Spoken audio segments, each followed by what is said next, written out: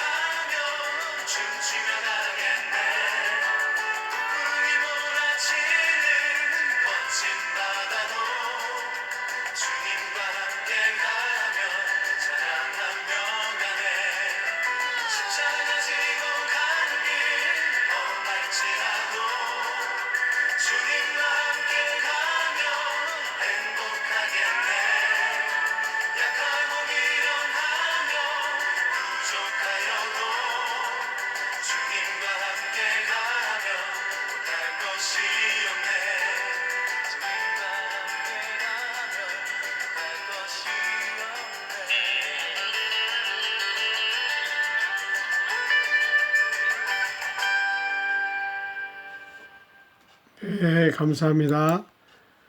주님과 함께 가면 늘 행복하고 좋다는 찬양이었습니다.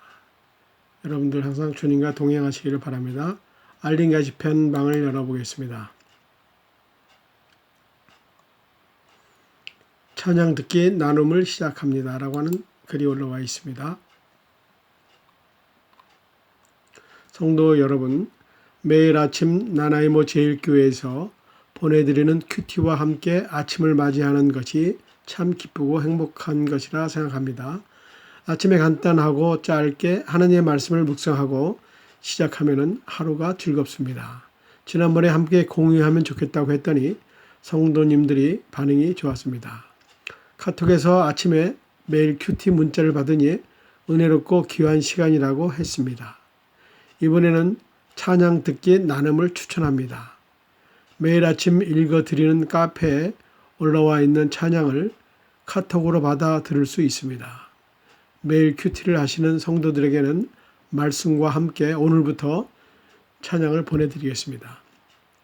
찬양을 들으면서 큐티를 하면 더 은혜가 배가 됩니다. 성도님들이 모두 동참해서 하나님께 동참해서 함께 은혜를 나누었으면 좋겠습니다. 아직 매일 큐티가 신청이 되지 않은 분들은 찬양 듣기 나눔을 또한 원하시는 분들은 성김이 카톡에 매일 큐티 함께해요 또는 찬양 함께해요라고 문자 보내시면 찬양과 함께 공유할 수가 있습니다. 네, 감사합니다. 출석 인사 나눔 방을 열어보겠습니다. 샬롬, 주 안에서 오늘도 무조건 승리하시기 바랍니다. 네, 감사합니다. 아침부터 촉촉히 내리는 비가 도로 위를 적시고 있습니다. 성령의 은혜의 담비가 우리 가슴 속에 촉촉히 내려 주었으면 좋겠습니다. 우리 모두를 인도하시는 주님과 즐겁고 행복한 시간이 되기를 기도합니다. 샬롬, 주 안에서 건강 챙기시고 행복한 한 주간 되시길 바랍니다. 감사합니다. 캐나다 자막 뉴스방을 열어보겠습니다.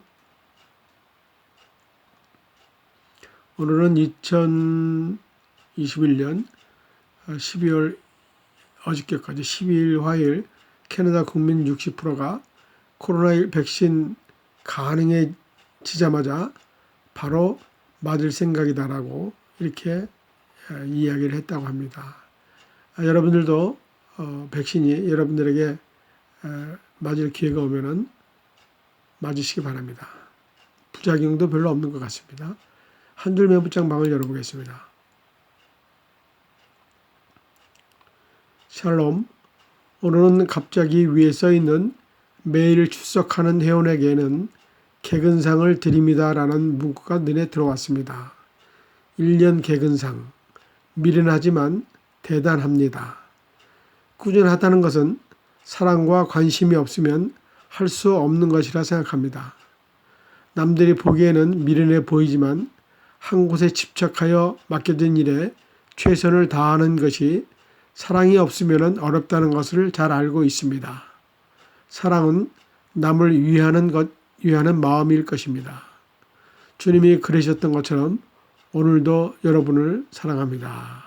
네, 감사합니다. 성경 공부방을 열어보겠습니다. 제75문 8계명이 금지하는 것은 무엇입니까? 라는 제목으로 공부가 올라와 있습니다.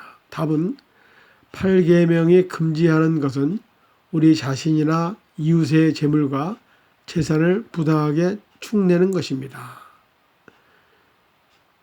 1번, 왜 도둑질하지 말아야 합니까?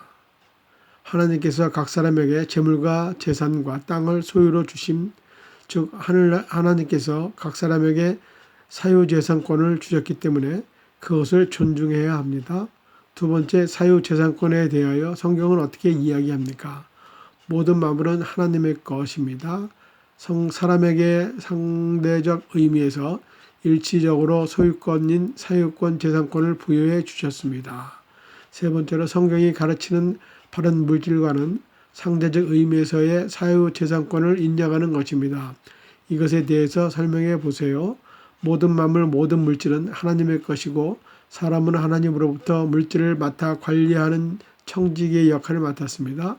그러나 공산주의 또는 사회주의에서는 사유재산권을 인정합니다. 국가 소유, 강제성, 현실적으로 불평등합니다.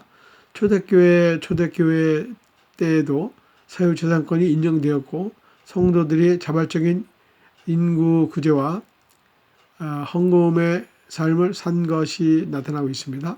네 번째로 청지기로서의 소명에 대해서도 이야기해 보세요. 물질뿐만 아니라 은사와 재능도 하나님께서 사람에게 주신 것이기 때문에 청지기의 자세로서 물질과 재능을 하나님 나라를 위해서 사용해야 합니다. 다섯 번째, 성도는 물질을 어떻게 대하여 어떻게 사용해야 합니까? 물질의 많고 적음이 중요한 것이 아니라 하나님께서 마음의 중심에 있고 모든 것의 주인이 하나님이심을 인정하며 오직 하나님만을 의지합니다. 어떤 형편에서도 자족하고 감사합니다. 여섯 번째, 도둑질의 내용에 따라 7가지로 나눠 이야기해 보십시오. 명백한 도둑질, 강도 도둑질, 사기, 횡령, 엄밀한 도둑질, 탈세, 직장 사용자의 임금 착취와 노동자의 업무 태만, 물건의 양이나 가치를 속이는 것, 임차하는 것을 안 갚는 것, 지적 재산권을 침해하는 것, 험담을 통해 타인의 인격을 도둑질하는 것, 국가 간의 침략을 통한 자원을 수탈하는 것, 이런 것이라고 합니다. 네, 여러분들 돌아와서 또 정확히 보시기 바랍니다. 성경 한 절 쓰기 방을 열어보겠습니다. 너희는 들을지어다, 귀를 기울일지어다, 교만하지 말지어다. 여호와께서 말씀하셨느니라. 그가 어둠을 일으키시기 전, 너희 발이 어둠을 산에 거치기 전, 너희 발하는 빛이 사명의 그늘로 변하여 침침한 어둠이 되게 하시기 전에 너희 하나님이 여호와께 영광을 돌리라. 예레미야 13장 15절에서 16절 말씀이 되겠습니다. 여호와를 경외하며 그의 길을 걷는 자마다 복이 있도다. 내가 내 손으로 수고한 대로 먹을 것이라.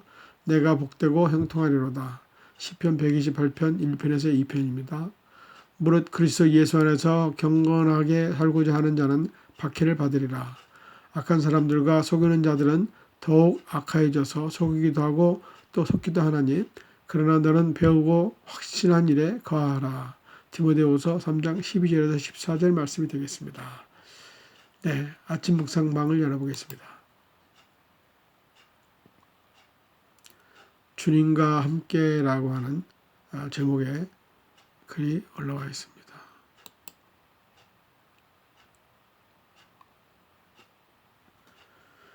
본문 말씀 갈라디아서 1장 6절에서 12절까지입니다. 이는 내가 사람에게서 받은 것도 아니요 배운 것도 아니요 오직 예수 그리스도의 계시로 말미암은 것이니라. 묵상 내용. 독일의 철학자 임마누엘 칸트는 할 일이 있는 사람, 희망이 있는 사람, 사랑하는 이가 있는 사람이 진정으로 행복한 사람이라고 말을 했습니다. 자기가 하고 싶은 일이 더 큰 가치 혹은 하나님으로부터 보여받은 소명이라면 더욱 좋겠지요. 지금 당장 눈앞에 보이는 자기만족이 아니라 하나님 나라의 복음을 위한 희망이라면 지금 당하는 어려움이나 고난도 기쁨으로 감내할 수 있을 것입니다. 사도 바울은 그리스도 안에서 행복한 삶을 살았던 하나님의 일꾼이요 복음 전도자였습니다. 물론 바울에게는 사도직에 대한 의심을 품고 있었고 끊임없이 비방하고 모함하는 적재자들이 있었습니다. 그럴 때마다 바울은 사람들에게서 난 것도 아니요 사람으로 말미암은 것도 아니요 오직 예수 그리스도와 그를 죽은 자 가운데서 살리신 하나님 아버지로 말미암아 자신이 사도가 되었노라고 고백하며 자신의 길을 담대하게 걸었습니다. 사도 바울이 전한 복음은 그리스도 안에서 누리는 자유였습니다. 자유는 참 매력적인 단어이지만 매우 위험하기도 한 단어입니다. 잘못하면 방종으로 전락하기 쉽기 때문입니다. 복음의 본질은 복음이 주는 해방과 자유를 누리는 삶입니다. 그리고 거기에는 기쁨이 있습니다. 새로운 한 해를 시작하는 새 벽두에 참 자유와 참 기쁨이 누리는 삶을 사시기 바랍니다. 자유와 기쁨이 그리스도 안에 있을 때 그것이 참 자유이고 참 기쁨입니다. 오늘의 기도입니다. 주님의 복음 안에서 참 자유와 기쁨으로 살아가게 하옵소서. 아멘. 감사합니다. 말씀 간증 에세이 영상방을 열어보겠습니다. 오늘 찬양 주님과 함께 가면이라는 찬양이 올라와 있고요. 이제는 내가 없고 찬양 어저께 올라와 있습니다. 여러분들 들어와서 보시면 좋겠습니다. 예배전도 기독교 교육 영상방을 보겠습니다. 예배의 기본 정신이라고 올라와 있습니다. 네, 예배의 기본 정신, 기니까 제가 일부만 올려드리겠습니다. 하나님께서 인류에게 보내신 보편의 길은 바로 하나님을 경외하는 것이다.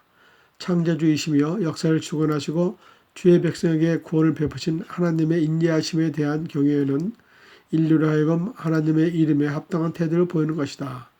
이스라엘 공동체가 하나님의 소유로 인류 가운데서 발탁된 것도 바로 이것을 위함이다. 세계가 다 내게 속하였나니 너희가 내 말을 잘 듣고 내 언약을 지키면 너희는 열국 중에서 내 소유가 되겠고 너희가 내게 대하여 제사장 나라가 되며 거룩한 백성이 되리라. 는 말씀 속에서 밝히고 있는 것처럼 여호와 하나님과 맺은 언약에 대한 인격적인 참여가 바로 그 이름에 합당한 태도입니다. 네, 나머지는 여러분들이 적들어서 읽으시기 바랍니다. 다음은 좋은 걸 나누는 방을 열어보겠습니다.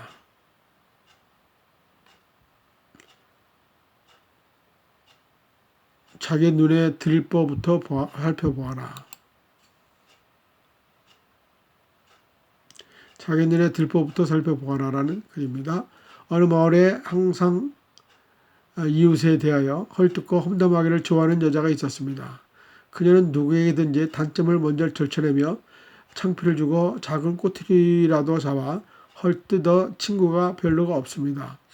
그러던 어느 날 그녀의 집에 손님이 찾아와 창가에 앉아 이야기하고 있었습니다. 역시나 그녀는 찾아온 손님에게 맞은편에 사는 이웃집에 대해 험담을 했습니다. 저기 좀 봐요. 옆집 빨랫줄에 널린 옷들이 너무 더러워요. 세탁을 엉터리로 했나 봐요. 그러자 손님이 그녀에게 말했습니다. 좀 더 자세히 보는 게 좋을 것 같아요. 이웃집 빨래가 더러운 게 아니라 여기 유리창이 더러운 것 같은데요. 세상에는 참 다양한 사람들이 있습니다. 그저 다른 사람의 단점과 실수를 지적하며 스스로 우월감을 느끼는 사람도 있습니다. 그들은 하루에도 수십 번 지적하고 다른 사람들의 헐뜯기 때문에 자신의 어떤 말을 했는지 기억조차 할지 모릅니다. 그들은 다른 사람들의 행동을 보며 바삐 정작 나를 돌아보지 못하기 때문입니다. 오늘의 명언, 물고기는 항상 입으로 낚는다. 인간도 역시 입으로 걸린다. 탈무드에 나와 있습니다. 네, 감사합니다. 재미있는 걸 방을 열어보겠습니다. 오늘은 사단의 고민거리라고 하는 재미있는 글이 올라와 있습니다. 사단의 고민거리. 난 정말 나라의 제일교회가 싫다. 그런 교회는 처음 본다. 교회를 망치려고 이리저리 흔들어 보고 교육관으로 재정 압박도 해봤지만 잘 피해 가더라. 이렇게 쓰러지지 않고 오뚜기처럼 일어나는 교회는 처음 본다. 그래서 교회 대표라고 하는 목사를 건드려서 병원에 입원시켰더니 교회가 흔들기는커녕 성도들이 모두 하나 되어서 목사를 위해서 기도하는 거야. 그래, 그것은 인정해. 그런데 다 늙은 장로가 가만히나 있지 성도들을 선동해서 매일 큐티라고 하는 것을 만들어 카톡으로 보내주는 거야. 거기까진 내가 봐준다. 그런데 왜 또 우리가 가장 싫어하는 찬양도 함께 보낸다고 설치는지 모르겠다. 그것뿐인가? 노인네가 할 일이 없으니까 아침에 일어나 카페를 운영하며 읽어주는 카페인가 뭔가를 하면서 알림 게시판을 통해서 매일 큐티하라고 선동하는 거야. 그렇게 좋으면 혼자나 하지 말이야. 이해를 못하겠어. 그리고 교회 대표라고 하는 목사와 장로는 무슨 약속이라도 한 것 같이 기도를 1시간 이상 매일 하느냐 말이야. 도대체 기도를 열심히 하는 멍청한 그들을 이해할지를 도저히 못하겠어. 기도할 시간에 좀 더 자든지 아니면 집안일을 도와준다고 하면은 건강에도 좋고 집에서 멋진 남편이라고 사랑도 받을 텐데 도대체 왜 멍청하게 무릎 아프게 1시간 이상 기도를 하는지 모르겠어. 거기까지 내가 또 인정을 한다. 그런데 기도의 내용은 왜 그 모양 그 꼴이냐 말이야. 도대체 자기를 위한 기도가 별로 없다. 자기와 상관없는 교회 성도들의 이름을 부르면서 그들을 위해 왜 기도하냐 말이야. 더 이상 이해 못할 것은 교회를 떠나 나오지 않는 성도들을 위해서 기도한다는 사실이다. 미치고 환장할 노릇이다. 그리고 코로나로 인하여 비대면 예배를 하게 만들었으면 기회다 하고 조금 쉬어도 될 텐데 이건 물 만난 고기 마냥 대면 예배 드릴 때보다 더 걱정인 거야. 유튜브를 통해서 매일 영상 기도회를 하는 거야. 그리고 장로는 한술 더 떠서 큐티와 찬양을 듣기 나눔으로 선동하고 내 세례상전에 이렇게 무식하게 덤벼드는 두 노땅들은 처음 본다. 그래서 내가 부하를 한 명 불러서 손을 썼지. 지까지 것들이 몸져 누우면 못하겠지. 그래서 먼저 늙은 장로에게 몸살을 아주 독하게 주었지. 아예 못 일하게 말이야. 근데 이 더 놀라운 것은 그럼에도 불구하고 전혀 마음 변하지 않고 죽으면 죽으리라는 마음으로 이를 악물고 일어나서 컴퓨터에 앉는 거야. 힘들어하거나 걱정하거나 근심도 안 하는 거야.